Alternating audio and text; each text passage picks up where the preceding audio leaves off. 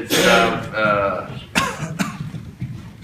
an honor and privilege to be back and to be with all our friends here in Paris in particular, and some of you are from outside of Paris. Today, actually, before I left India, I asked a representative and our officer here in Paris that I would like to meet with Tibet support groups because you all work very hard every day, every year for this many years, and especially in France, hosting of Tibetan flag all over France very well. So I thought as I was coming here, I would like to meet with our long-term friends and say, merci beaucoup. When I was at Harvard University, I had several Taiwanese friends. They always ask me one question. They say, our country, Taiwan, has a special status, and we have more money than you Tibetans, and we have more people than you Tibetans. But how come your issue is more popular and more support around the world than us? And I always say, we have friends around the world. That is why our issue is more well-known and have more support than Taiwanese. Since I took over the political leadership in 2011, I have traveled to all the Tibetan settlements and schools and monasteries and old homes, but particularly having traveled to many of the European countries and the US and Canada, I found wherever I went, our friends all over the world are still very supportive, very enthusiastic. Some of them have been with us for 10, 20, 30, 40 years. So because of your participation, your support on a day-to-day basis makes the Tibetan struggle more solid, and even the Chinese government always wonder how come Tibetan voice is so loud and so clear around the world. It's not so much of my position, me as a single person cannot do much.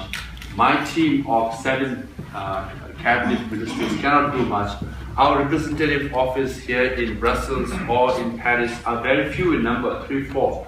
But your friends all over the world, including in France and Paris, make our voice louder. You magnify the issue, you increase the volume of our voice. So in that sense, I said, since I'm coming here, I want to meet our friends and thank them from the bottom of my heart. Because His Holiness Dharam always says, make new friends, but always remember and keep your old friends. You all are very dear friends of Tibet. But then your love for Tibet and your support for Tibetan cause reflects your genuineness as a human being. You are for justice, you are for human rights, and most importantly, you are for the word liberty.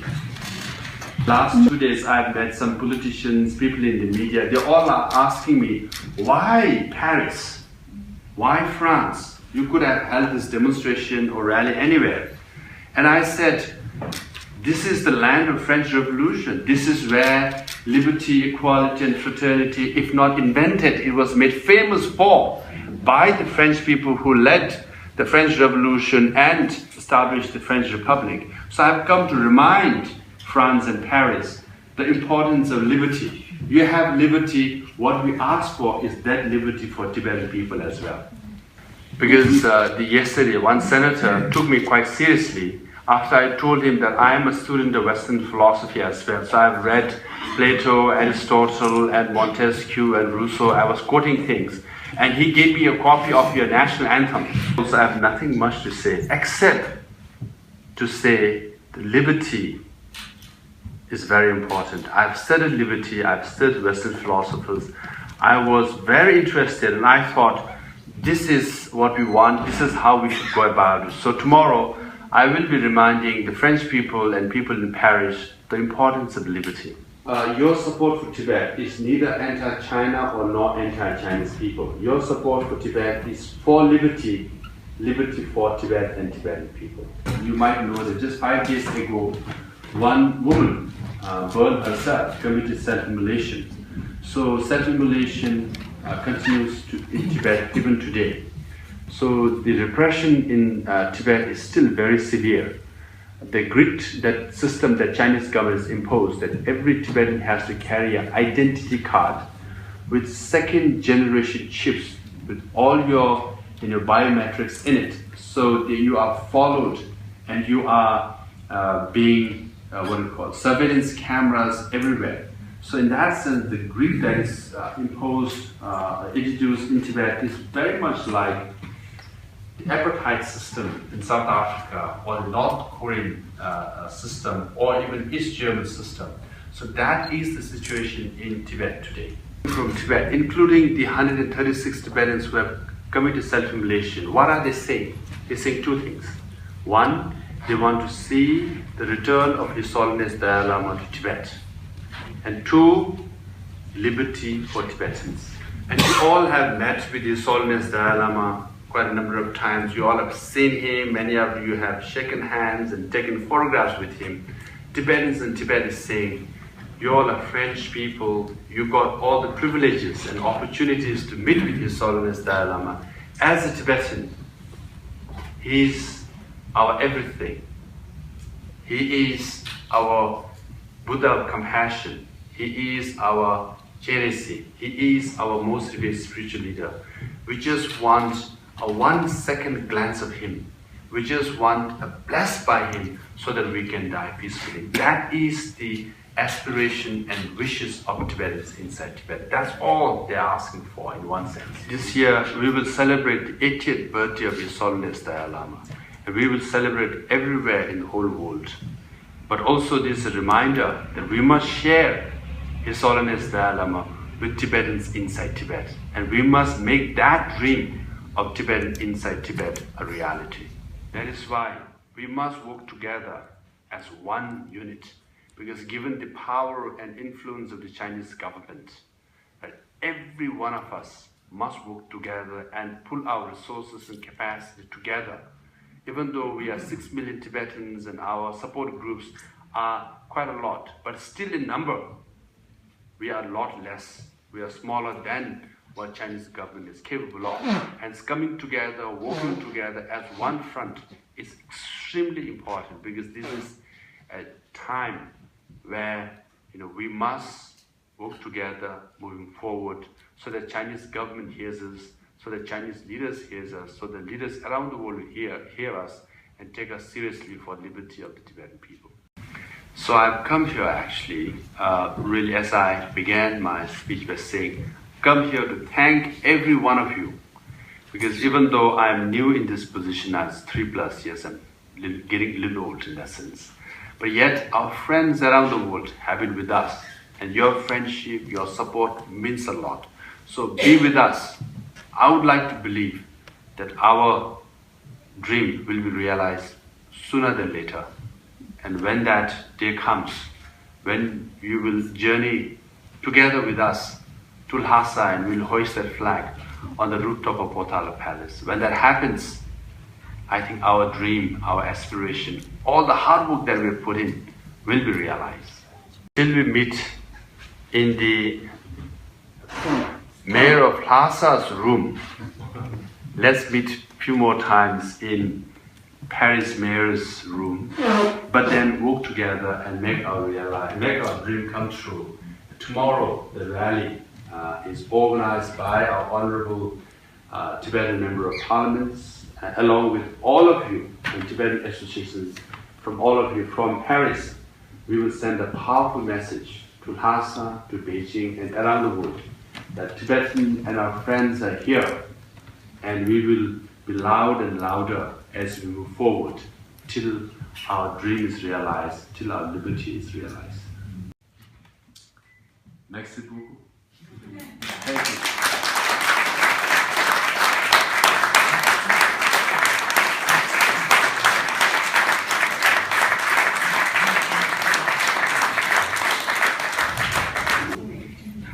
Years, 1-5, not 5 years. As I told you. Est-ce que je lui demanderais ça, de me dire qu'est-ce qu'il en pense? En même temps, je profite de l'occasion pour transmettre les salutations de son ancien ami, le professeur Ted, mon ami, le professeur de droit à Harvard.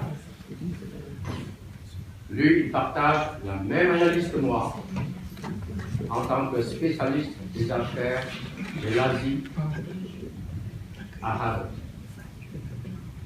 Merci beaucoup. Merci beaucoup. I would say it will come true in 15 years or earlier, I would say. Je dirais cela deviendra la réalité dans 15 ans ou peut-être moins. Non, mais je voudrais savoir ce qu'il en pense, lui-même.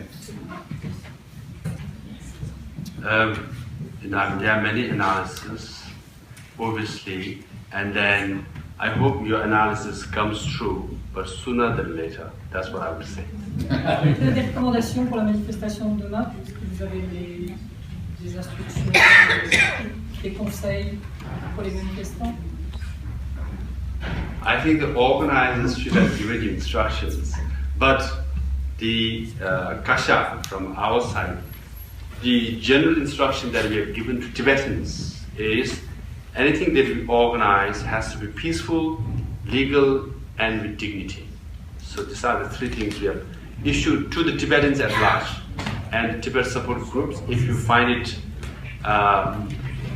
practical, we can follow that as well. Because we subscribe to non-violence and it has to be peaceful.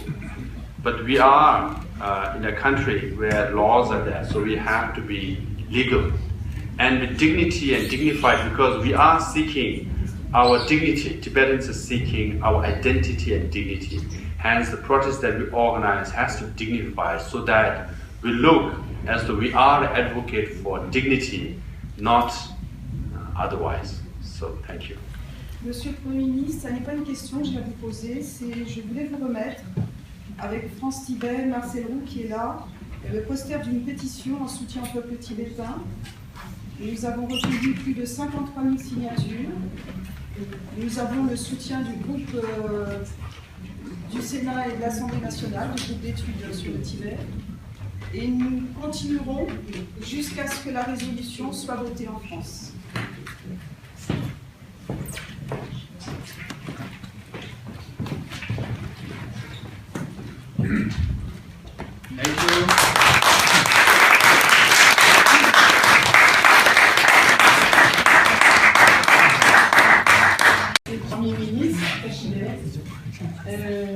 Il y a quelques années, France Tibet, en 91, a travaillé avec la Commission internationale des juristes à Strasbourg pour le tribunal permanent des peuples pour l'autodétermination.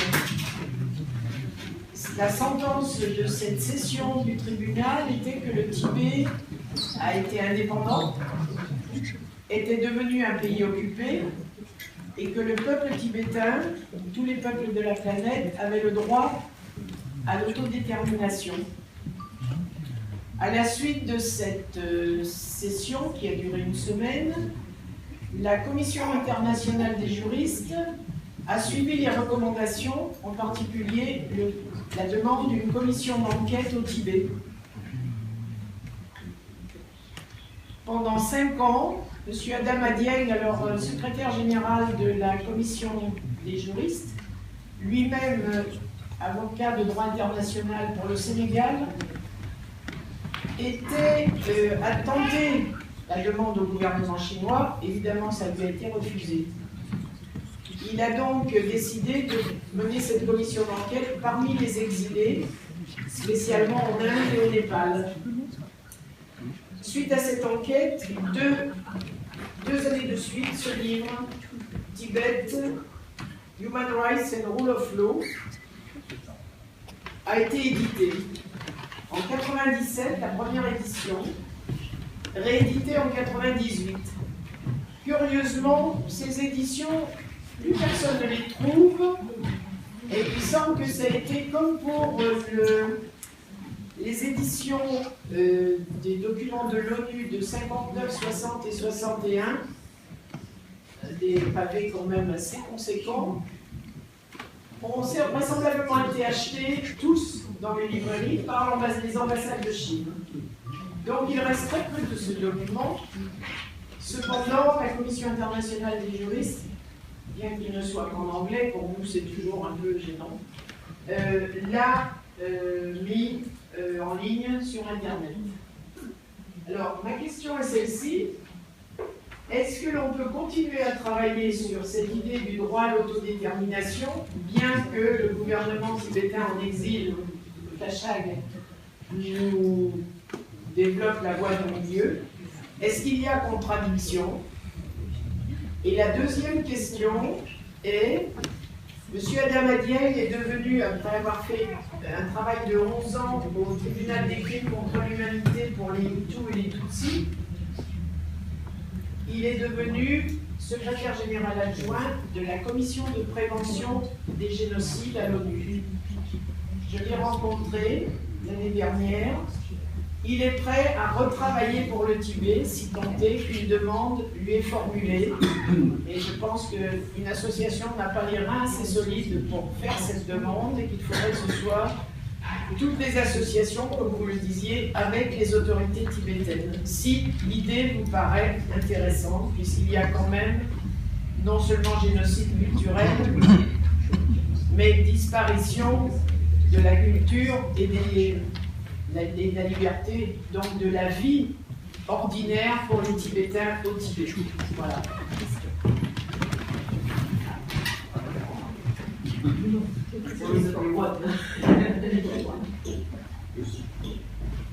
My name is funny, that's why. Yes, I know. Mon nom il y est, c'est pour ça.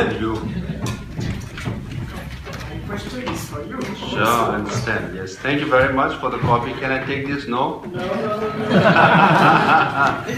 No, actually, my name is here, but it's spelled incorrectly. So I know about this. I was a researcher for Mon this nom il y est, report. mais il est mal orthographié, c'est pas grave. What to do with this idea of self-determination? I know. The prevention of genocide is very important. Yes. You have to tell us. I know. She has always been advocating Rangzin. So she always says, there are some people who support Rangzin, self-determination. You are middle way. What do we do? You support or not? As I said, the Kasha's guidelines is anything you want to do it peacefully, legally, and with dignity. Now it's for Tibet support group and friends to determine what they want to do, where they want to take the Tibet issue. Yes, we, Kasha, the CTA follows the middle way as the policy. That is our policy. Now for our friends, it's a recommendation, and then it's a guidance. But if you have different views, that's up to you to decide. Yes, we would prefer all the Tibet support groups and Tibetans to support the middle way policy, because this we feel is realistic, it's practical, it has the better scope of addressing the issue of Tibet with the Chinese government. And this middle way policy is not coming out because the Tibetan leaders, including His Holiness, didn't think it through very carefully. They thought it through, they deliberated it, and ultimately they came with the middle way policy. With Taiwan and China, there is a dispute as to whether Taiwan is seeking independence or not. Par exemple, entre Taïwan et la Chine, il y a un sujet de discorde qui est celui de est-ce que Taïwan est indépendant ou non. But the president of Taiwan, let's say the present president of Taiwan or the previous president of Taiwan, could neither visit Paris nor visit any of the European countries or go to America. Because we advocate middle way policy, we come to Paris, we go to all the European countries, we go to America. You can clearly see the middle way policy has practical ramification. So if Taiwan, with all the resources, all the business network and all the political capital, if President of Taiwan cannot visit these countries, even if he's, let's say, going to South America, if he has to refuel his plane in America, he can stop at American airport, but technically or legally he's not allowed to come out of the airport because of dispute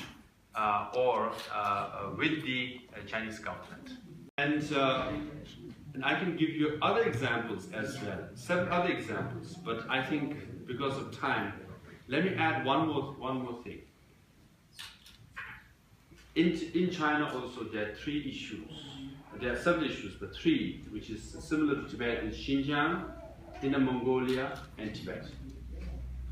Now, Chinese government issues white paper on these three different issues, and the seriousness of the issues is also taken. For example, on Tibet, Chinese government has issued 11 white papers. On Xinjiang, 2. On Inner Mongolia, no white paper. So you can clearly see the Chinese government also takes Tibet issue quite seriously. That's why they issue all these white papers. So that is because of CTA's policy, that is because of all our friends around the world. Ça, c'est lié au soutien que nous avons évidemment partout dans le monde. But then we can't mandate our policy on our friends. So hence it's for our friends to decide what they want to support. So anything you support the issue of Tibet is appreciated. But I just want to make it known. It's appreciated by CTA, appreciated by all of us, because any support you extend in any form, it's appreciated very much. Sometimes we spend too much of our time on either or choice all the time. So rather we should focus collectively together, we put in our resources and capacity and move forward. Family also, we have differences of views, but as a family, as a unit, we move forward, and all our friends, support groups also, no matter what you support, we should collectively work together and move forward. That's more important. Because in this report, I was a researcher for this report, so we do absolutely agree that Tibet was an independent country. Tibet is under occupation. As a matter of legal right, we do have right to be independent. But given the reality of the international community, given the reality of China, and especially the sufferings of Tibetans in Tibet, we have to do something urgently, which has to be realistic. That's why the middle way policy has come. So please don't think that whatever you're doing, whether it contradicts CTA or not, that should not be your concern. Whatever you do will always be appreciated by Solis Dalai Lama, by Tibetans, no matter what you do, as long as you support Tibetan people, as long as you support the Tibetan cause. So keep doing what you do, then it's appreciated here. Merci beaucoup.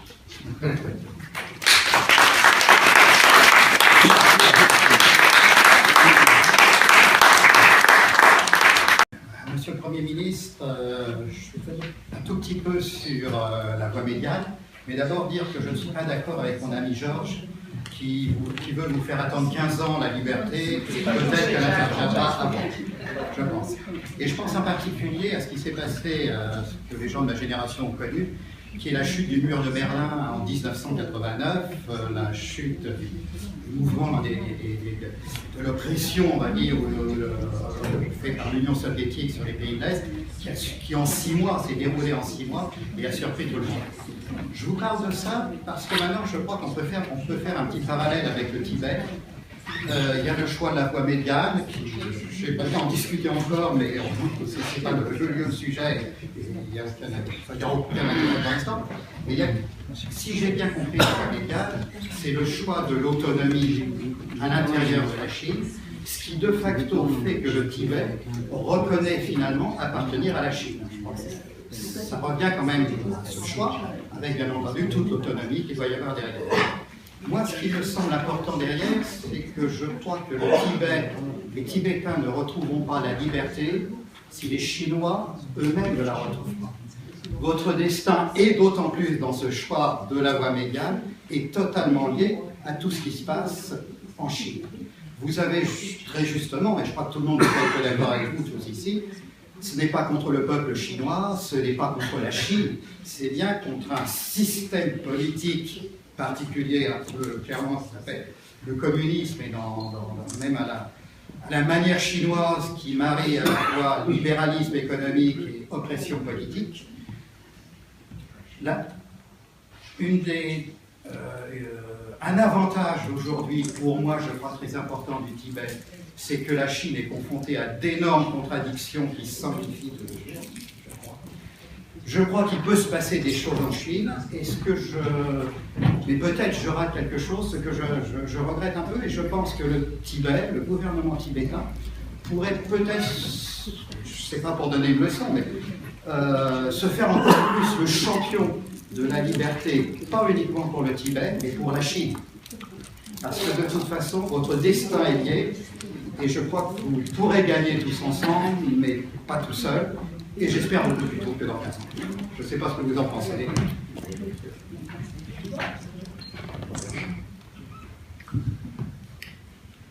I agree with you that liberty for China, by extension, could have liberty for Tibetans. Je suis d'accord avec vous pour dire que la liberté pour la Chine, par extension, impliquerait la liberté pour le Tibet. So if your question is in a more forthright way, if you're saying, do we support democracy for China? If there's democracy, then there'll be more freedom for Tibetans. I agree, yes, we do support democracy for China. Et donc, si votre propos c'est de dire il faut soutenir la démocratie pour la Chine, parce qu'ainsi il y aura la démocratie pour le Tibet, bien naturellement, oui, bien sûr, nous soutenons l'idée de démocratie pour la Chine. Also, in my statement, also in 10th March statement, not this year, in previous years, I've asked for the release of Nobel laureate Liu Xiaobao. Dans mes déclarations précédentes, pas cette année, mais mes déclarations précédentes, j'ai demandé évidemment que soit libéré le prix Nobel Liu Xiaobao. So he's the author of Charter 08, in which Tibet is also referred to, and the freedom for Tibetans is also referred in the Charter 08. Dans la charte 8, naturellement, il est fait mention du Tibet, mais aussi de politique. So yes, CTA stands for release of Liu Xiaobao, for universality of democracy in China. Yes. Donc bien sûr, nous soutenons l'universalité de la liberté pour tous les Chinois. It seems not people notice and not people know about it, but we do. And just in 10th March, just a few days ago, where Chinese friends come from all over, and then we have discussion, debates, and panels all the time.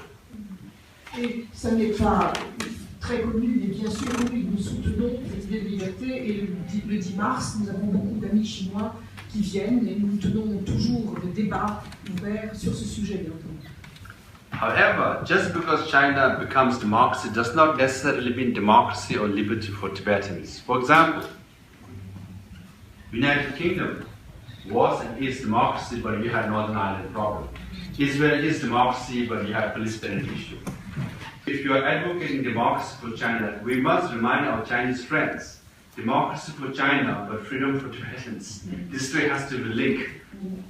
Et si donc nous voulons soutenir et défendre la démocratie en Chine, nous devons rappeler à nos amis chinois, démocratie en Chine, oui, et liberté pour le Tibet. So the problem in Tibet at the moment, on the one hand, does not necessarily mean its lack of democracy or human rights in China. Human rights in Tibet per se. It's also partly because of the Han chauvinism. For example, Han Chinese, the Chinese government does allow autonomy in Hong Kong and Macau, also in Shanghai. But for Han Chinese it's allowed, but not for Tibetans. So there is this racial element to the issue that we must be very aware of, and we must remind our Chinese friends about that. And on small, if I give some specific examples, Chinese can practice any law, any religion essentially, Chinese can get passports to travel anywhere in the whole world. They are the largest tourists around the world, but not Tibetans. Tibetans don't get passport that easily. Some people have to wait for 10 years. So the issue of Tibet is not the constitution or the rights or autonomy. This autonomy is practiced in Hong Kong, Macau. Constitution promised a lot of things to Tibetans, but it's the racial element, it's the mistrust of Chinese towards Tibetans that makes it more problematic. So democracy in China does not necessarily mean democracy for Tibetans, you see. Et c'est ainsi que démocratie en Chine ne signifie pas nécessairement démocratie au Tibet. So those who advocate democracy in China must remind ourselves, must tell our Chinese friends, democracy in China also should mean democracy for Tibetans. C'est pourquoi il faut toujours rappeler à ceux qui défendent la démocratie pour la Chine, qui démocratie en Chine, mais aussi démocratie au Tibet. So I know some prominent Chinese dissidents, I have some friends, they always say, support democracy for China, then we will think of democracy in Tibet. Then I say, no, no, no.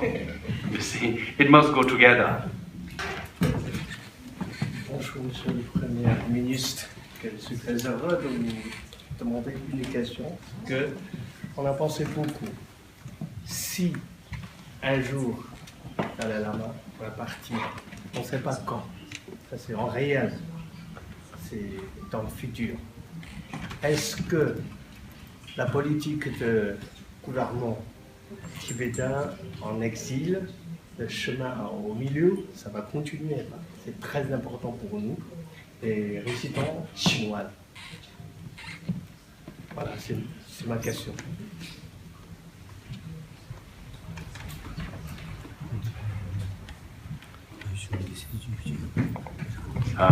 Thank you for the question. Merci de poser cette question. Middle way is the policy of CTA, and I personally think this is a realistic policy, and it will go on for a long time. And His Holiness the Dalai Lama is very healthy, very robust. Even though he is 80 years old, he is very healthy and very robust. He will live for a long, long time.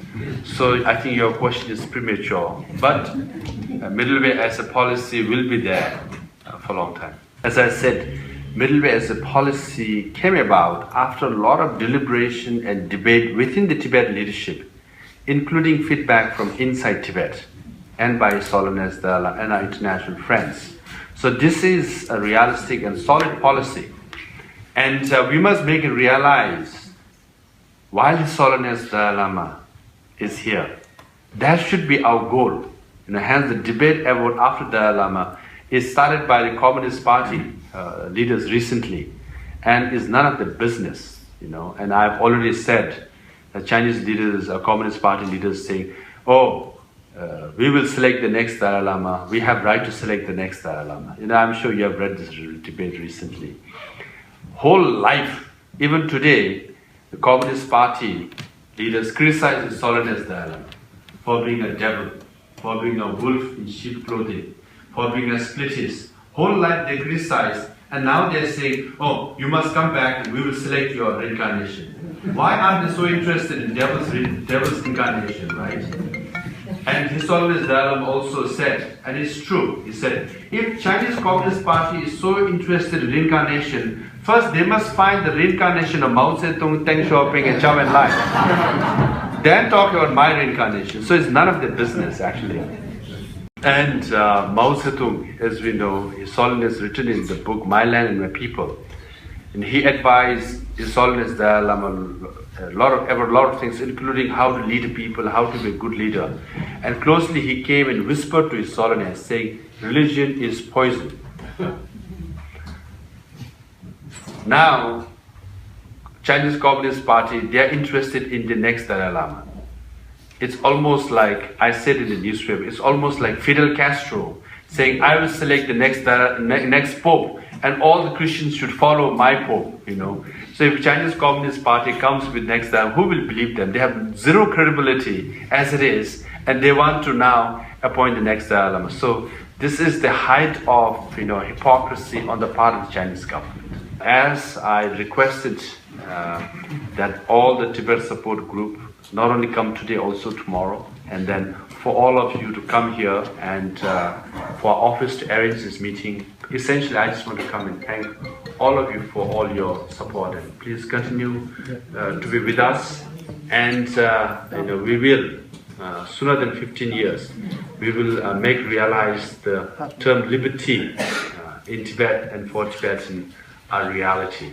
And I know that day is coming. So that's why I left America and Harvard, went to Dharamsala, so I will be nearer to Tibet instead of taking a flight all the way from America to get to India. By then, all our friends in India would have gone to Tibet. So that's why. And then my contribution is very small to all the contribution made by elder generation of Tibetans and elder generation of friends around the world. So we have to carry on the legacy of the elder generation of Tibetans and all our friends around the world, and we will build on the hard work and make realize our dream come true sooner than later. Till then, merci beaucoup.